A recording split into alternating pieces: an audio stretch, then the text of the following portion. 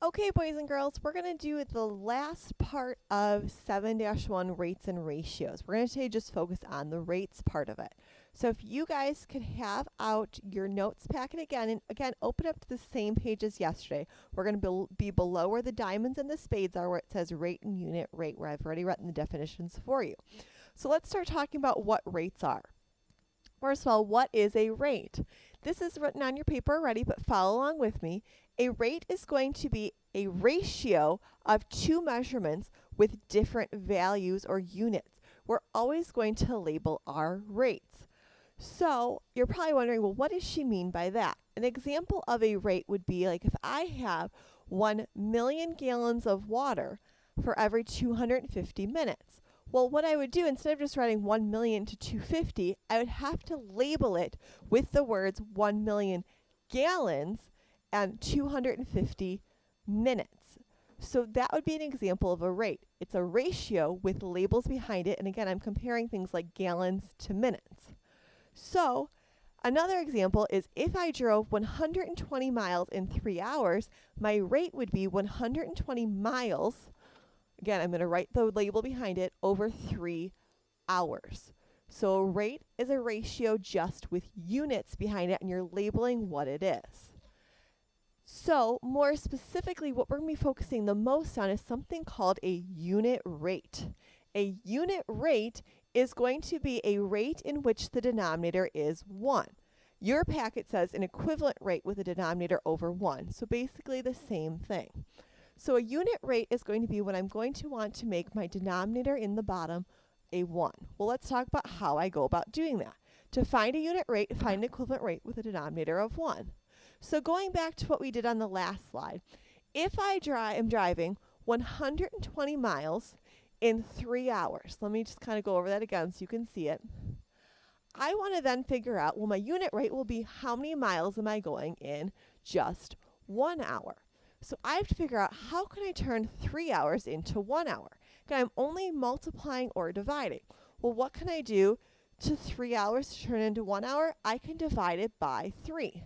If I divide the bottom by 3, what should I do to the numerator? I should divide it by 3 as well. So 120 divided by 3 would be 40.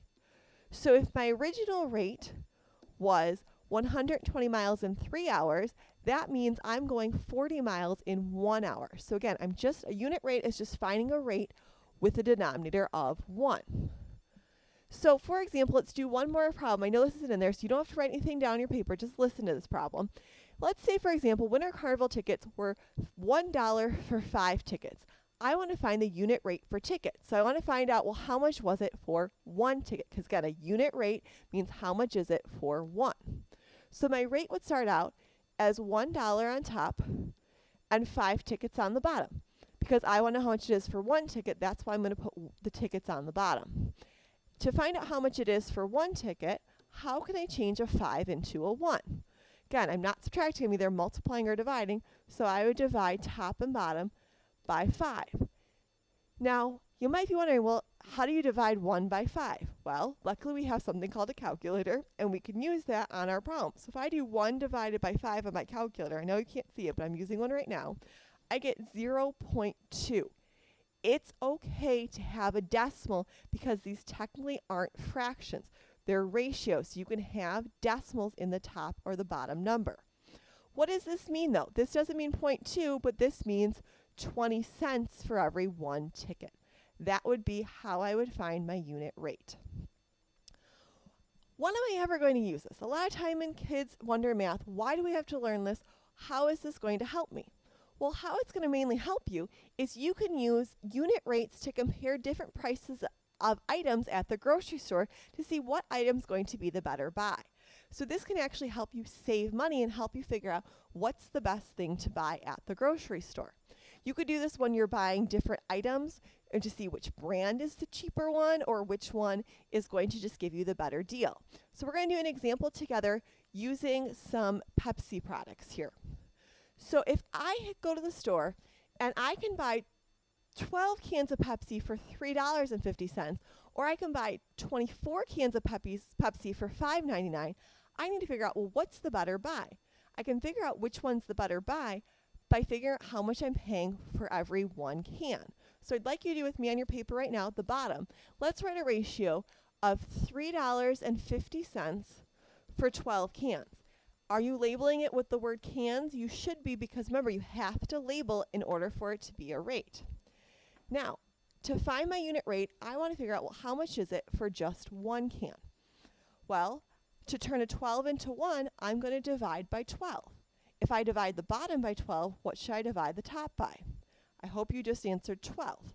So on my calculator, I would do 3.5 divided by 12 to get an answer, and I'm going to round this to 0.29. So that means it costs 29 cents for every one can of Pepsi. What I want you guys to do is I want you guys now to try to come up with, if it's $5.99 for 4 cans, I want you guys to tell me how much is it just for one can. You guys need to set up the ratio, use a calculator to solve it. Our notes checkers will be checking tomorrow that you have solved this problem, so make sure you have tried it and attempted it on your paper. Okay? I'm going to leave you real quick. Make sure you wrote down all that information, or go back a little bit if you need to on there. I'm going to leave you real quick with something from a picture from Walmart.